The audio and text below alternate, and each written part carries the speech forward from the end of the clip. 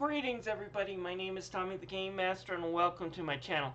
Well, after I got through Tomb Raider Underworld, I decided I should go back and play through the original Tomb Raider Anniversary.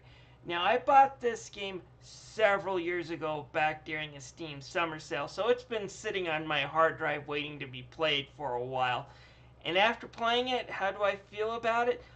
Well, it does have a lot of really good points, just like Tomb Raider Underworld. Unfortunately, Tomb Raider Anniversary suffers from something I call Jak and Daxter syndrome, which is when the creators get a little bit too ambitious for their own good and it kind of wrecks certain aspects of the game.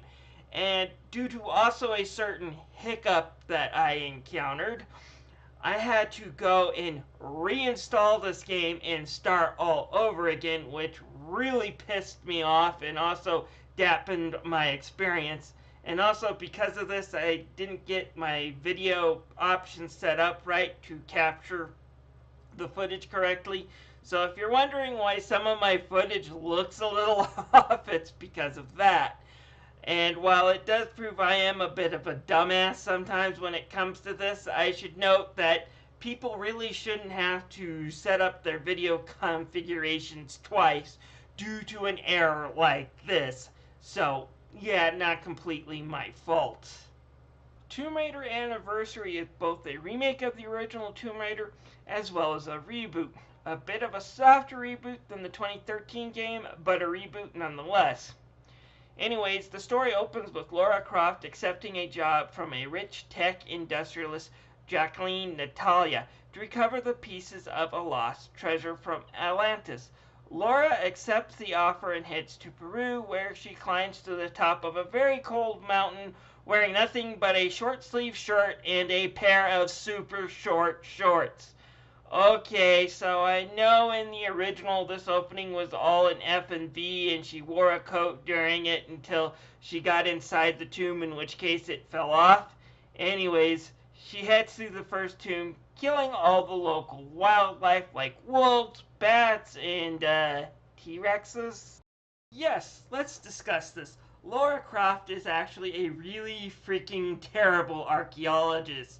She destroys the entire freaking tombs in their search for treasure, and she manages to kill a mother effing T-Rex, a gosh darn living T-Rex. You know that discovery alone would have Lara rolling in enough money to probably buy her own country, but not the treasure she's looking for, so she just kills the thing and uses its corpse to climb over stuff. Yay, you suck.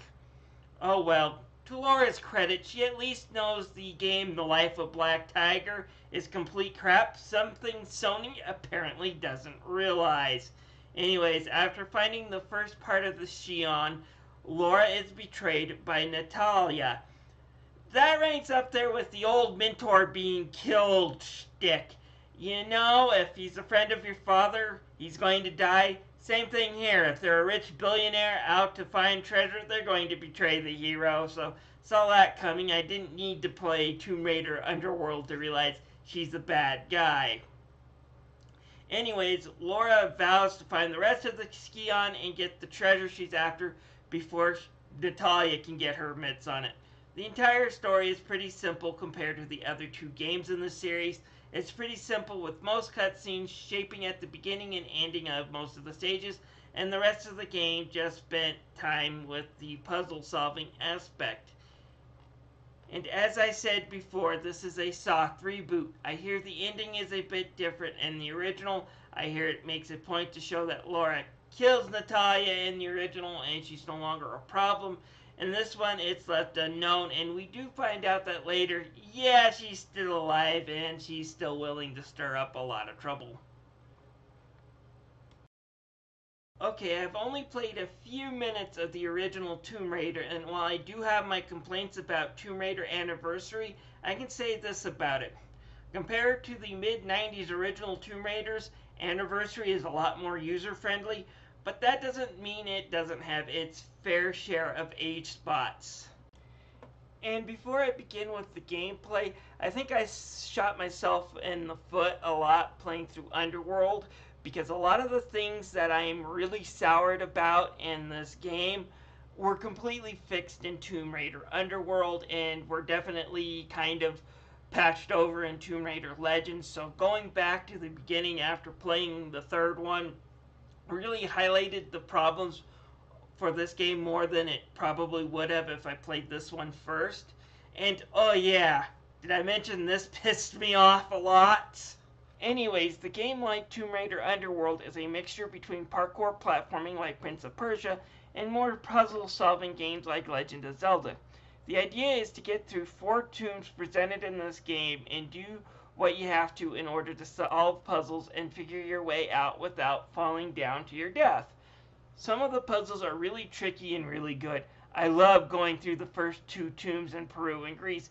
Going through a puzzle room called Damocles, you know what's in store, and this game didn't disappoint me. Another puzzle has you going through this one tomb of Midas and finding gold bars. In order to make these bars, you have to put lead bars onto Midas's hands so he can turn them gold for you. Just don't make the mistake of actually standing on Midas's hands unless you want Laura to turn into a gold statue. So if these puzzles are fun, what do I have to bitch about? Well, there are 2 problems with this game, and they come together often enough in the final stages to annoy and frustrate the hell out of me.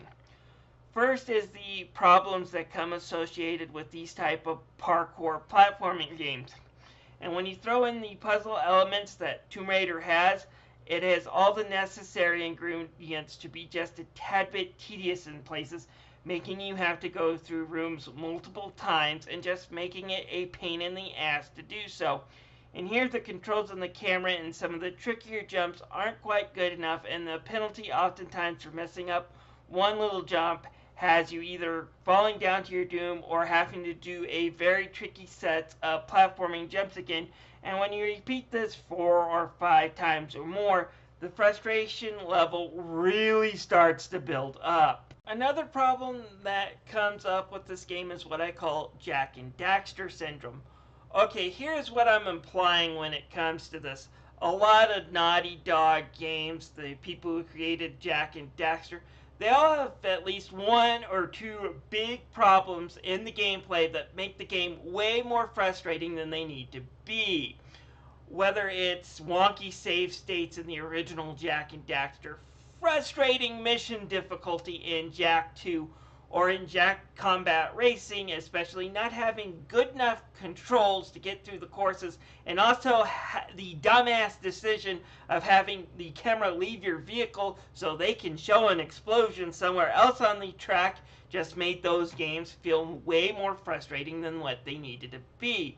Same here. As I stated, the controls aren't great enough sometimes to get Laura to the finish line. Getting Laura to jump from things like a tightrope and then having her have to fire out a hook shot in order to get past gaps can be really frustrating. And these all compile in the second half. It's just really filled with a lot of these problems, making the second half of the game making me feel tired and exhausted having to go through these things. It's the most exhausted I've been playing a game in years. There is a potential for a really great game here, but it's not quite solid enough to give me a really good recommendation for it. It's good, but not great, which is kind of the downfall of this game. For being over a decade old and made primarily for the PS2, the graphics still look pretty good here. A bit cartoonish, but it fits the aesthetic of the game. There's still quite a bit of detail when it comes to the character designs and the way the tomb looks. When upscaled to high definition, the game still looks really great. It has a decent frame rate and a super good color palette. So when it comes to the graphics, they have aged pretty good. The age spots that I'm referring to when it comes to this game come from some of the core gameplay and some of the ways the stage designs, they don't hold up. We have some really decent voice acting for the cutscene, but the music stole the show for me. It's really good and really creepy, especially the Egypt's tomb. Never thought a soundtrack for an Egyptian tomb would succeed in raising the hair on the back of my neck like this music does. It's better than a lot of the survival horror games I've played.